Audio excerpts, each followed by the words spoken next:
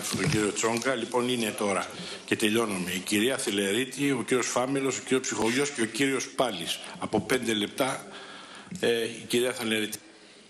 Μετά από διεξοδική συζήτηση στη συνεδριάση της Επιτροπής, θεωρούμε ότι όλοι πρέπει και όλες να συνομολογήσουμε ότι οι μεταρρυθμίσεις στην κεντρική διοίκηση για να πετύχουν πρέπει να διασφαλίσουν αυτό που λέμε ισχυρή και συνεκτική στρατηγική και τάση προς αποτελεσματική δημόσια διακυβέρνηση. Με δεδομένο αυτό και από ό,τι φαίνεται ότι αποτελεί κοινή παραδοχή το παρόν νομοσχέδιο και από την επιστημονική κοινότητα και από τους φορείς στην ακρόαση και από τους υπουργούς που έχουν διατελώσει υπουργοί στα αρμόδια υπουργεία και από την πλειονότητα των τοποθετήσεων σε όλες αυτές τις συνεδριάσεις, τίθεται ένα ερώτημα. Θέλουμε τελικά να αντιμετωπίσουμε το πρόβλημα της κομματικοποίησης, να καταπολεμήσουμε την πελατειακή λογική, να εξαλείψουμε την ανοιξοκρατία στη δημόσια διοίκηση, ναι ή όχι? Αν πραγματικά θέλουμε να αντιμετωπίσουμε όλες αυτές τις παθογένειες που όλοι συνομολογούν μέσα από εκθέσεις εδώ και τόσα χρόνια από το 1950, τότε θα πρέπει να συνενέσουμε στην ψήφιση, θα πρέπει η αντιπολίτευση να συνενέσει στην ψήφιση του παρόντος νομοσχεδίου. Το οποίο νομοσχέδιο τολμάει η κυβέρνηση να φέρει στη Βουλή για να αλλάξει πραγματικά ό,τι παθογένειες μέχρι τώρα παρατηρούνται στη δημόσια διοίκηση. Υπόθηκε από συνάδελφο ότι με αυτό δεν είναι ένα ολοκληρωμένο σχέδιο, μια ολοκληρωμένη στρατηγική για την αλλαγή στη δημόσια διοίκηση, άρα είναι μια αποσπασματική νομοθετική ρύθμιση. Μα νομίζω ότι είναι σαφές ότι σε ένα νόμο δεν μπορεί να αποτυπωθεί ολόκληρο σχέδιο για την αλλαγή της δημόσιας διοίκησης. Με το παρόν νομοσχέδιο, συγγνώμη αν που θέλετε σας παρακαλώ, συγγνώμη. Με το παρόν λοιπόν νομοσχέδιο επιχειρείται μια πρώτη προσπάθεια μεταρρύθμισης ακριβώς σε πολύ συγκεκριμένα ζητήματα, προβλήματα δηλαδή που αντιμετωπίζει η δημόσια διοίκηση. Τι συμβαίνει λοιπόν, τι επιχειρείται? Πρώτον, με το Μητρό Επιτελικών Στελεχών Δημόσιας Διοίκησης οργανώνεται ένας νέος τρόπος επιλογή των στελεχών της δημόσιας διοίκησης με βάση άλλων τύπων κριτηρίων και όχι κομματικών που ίσχυαν μέχρι σήμερα. Ποια είναι η ένσταση που προβλέπεται από τη μεριά της αντιπολίτευσης? Ενώ στην αρχή επικροτούσε και έλεγε πραγματικά ότι το Μητρό προσπαθεί να λύσει προβλήματα της δημόσιας διοίκησης, έχει βέβαια προβλήματα γιατί δεν κάνει το άνοιγμα προς τα στελέχη του ιδιωτικού τομέα. Έρχεται σήμερα ο κύριος Βορίδης και μας λέει ότι είναι υποχώρηση. Και είναι υποχώρηση γιατί? Γιατί δεν λύνει το θέμα του ανοίγματος προς τα στελέχη του ιδιωτικού τομέα? Μα επανειλημμένος και σε αυτή την αίθουσα και σε συνεντεύξεις και παντού δεν έχει διευκρινιστεί, ιδιαίτερα από τον Υπουργό, αλλά και από τοποθετήσεις βουλευτών και βουλευτριών, ότι δεν υπάρχει κανονιστικό πλαίσιο ρύθμισης σχέσεων δημοσίου και ιδιωτικού τομέα και οι οποίες αυτές σχέσεις πρέπει να διασφαλίζουν το δημόσιο συμφέρον για να μην υπάρχει σύγκρουση συμφερόντων όταν έχουμε την εισρωή ιδιωτών στελεχών από τον ιδιωτικό τομέα στη δημόσια διοίκηση.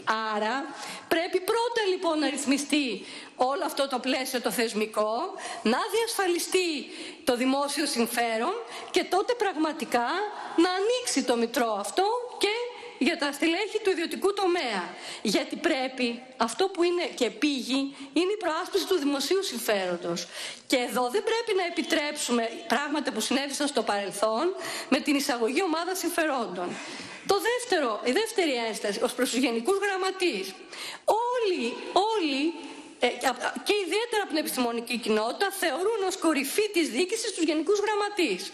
Γιατί αυτοί το λένε σε 100 τόνους, διασφαλίζεται η θεσμική μνήμη, η συνέχεια και ούτω καθεξής. Διασφαλίζεται, αν θέλετε, ακόμα και με τις συνεχείς αλλαγές κυβερνήσεων, η συνέχεια της δημόσιας διοίκησης, έτσι όπως μας κατηγορούν οι πολίτες ότι δεν μπορούμε να έχουμε συνέχεια στη δημόσια διοίκηση με την συνεχή αναλλαγή των κυβερνήσεων. Εδώ Θα πρέπει όμως να γίνει επίσης να γίνει σαφής η σχέση του πολιτικού υποσυστήματος με το διοικητικό υποσύστημα στη διοίκηση. Το παρόν νομοσχέδιο έρχεται να ρυθμίσει μόνο το διοικητικό υποσύστημα.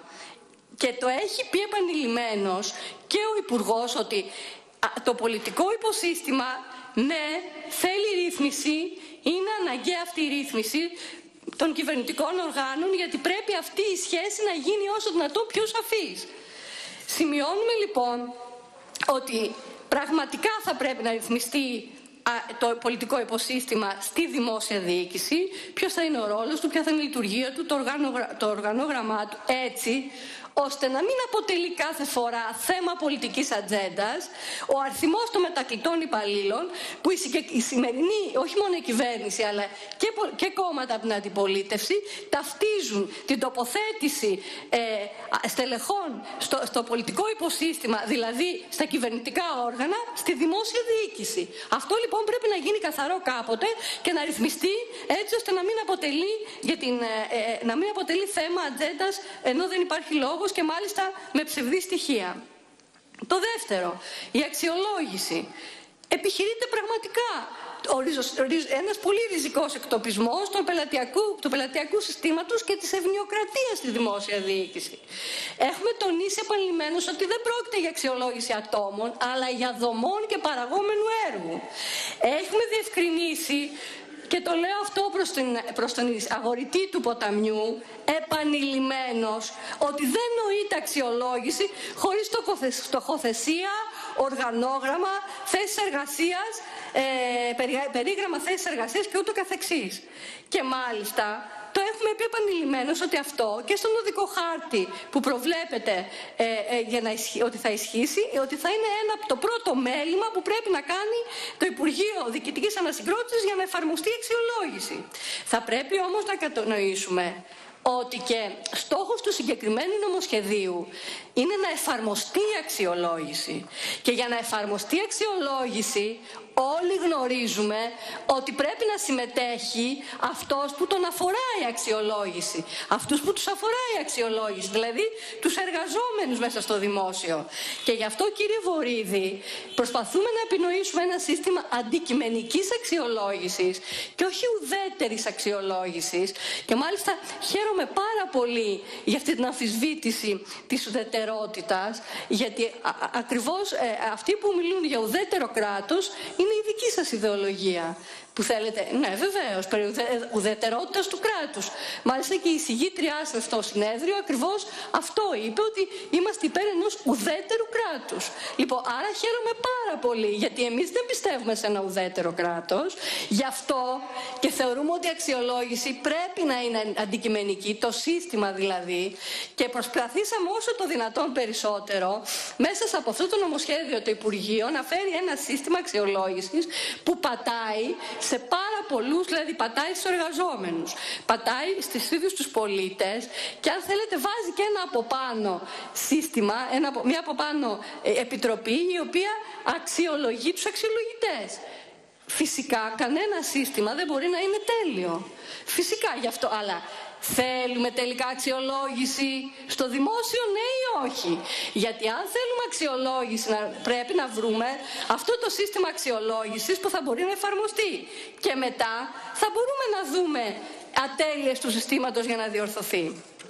Τέλος, θα ήθελα να πω ότι ένα σύστημα αξιολόγησης που έχει τιμωρητικό χαρακτήρα και από την αρχή αυτό είναι εμφανής, δεν θα πετύχει ποτέ. Γι' αυτό ακριβώς αυτό το νομοσχέδιο δηλώνει σε όλους τους τόνους και μέσα από τα κριτήρια που θέτει ότι δεν θα έχει τιμωρητικό χαρακτήρα. Δεν θα πω εγώ για τα ένδικα μέσα, γιατί πραγματικά αυτό που θα ήθελα να τονίσω είναι δύο σημεία. Δηλαδή το αξιόπινο, που σε περίπτωση μη ασκήσεως δικονομικού δικαιώματος που η άσκησή του περιλαμβάνεται στη διακριτική ευχέρεια των ΟΤΑ, θα πρέπει να το προασπίσουμε. Γιατί ακριβώς είναι το κέριο σημείο, νομίζω, αυτού του άρθρου 48 που έχει δημιουργηθεί όλος αυτός ο διάλογος. Τέλος, θα ήθελα να πω ότι θα πρέπει και στα άλλα δύο σημεία, στους άλλους πυλώνες του νομοσχεδίου, που είναι η βαθμολογική εξέλιξη και η επιλογή των προϊσταμένων, πραγματικά να μπορέσουμε να εφαρμόσουμε ένα σύστημα αξιοκρατικό, και νομίζω ότι το νομοσχέδιο αυτό το επιχειρεί, και τελειώνω κύριε Πρόεδρε, το επιχειρεί και ακριβώς διορθώνει όλα τα λάθη των προηγούμενων δύο νόμων που οι προηγούμενες κυβερνήσεις και ιδιαίτερα η προηγούμενη έφερε στη δημόσια διοίκηση, με την υποχρεωτικότητα των ποσοστώσεων, γιατί αυτό δεν είναι αξιολόγηση, και με την αυθαίρετη επιλογή εκ μέρους υπουργών στους προϊσταμένους. Και είχαμε τα φαινόμενα αυτά τα παράδοξα, στελέχη της δημόσιας διοίκησης με μικρότερο βαθμό να είναι προϊστάμενοι και εισηγητές σε διάφορα θέματα που αφορούν τη δημόσια διοίκηση. Νομίζω ότι πρέπει να, αν επιθυμούμε πραγματικά να υπάρξει μία αλλαγή στη δημόσια διοίκηση, αν επιθυμούμε να αντιμετωπίσουμε τις παθογένειες της δημόσιας διοίκησης, να κάνουμε μια πρώτη αρχή. Να ψηφίσουμε αυτό το νομοσχέδιο, το οποίο είναι το πρώτο σε ένα ολοκληρωμένο πρόγραμμα για την αλλαγή στη δημόσια διοίκηση. Ευχαριστώ πολύ τη συνάδελφο.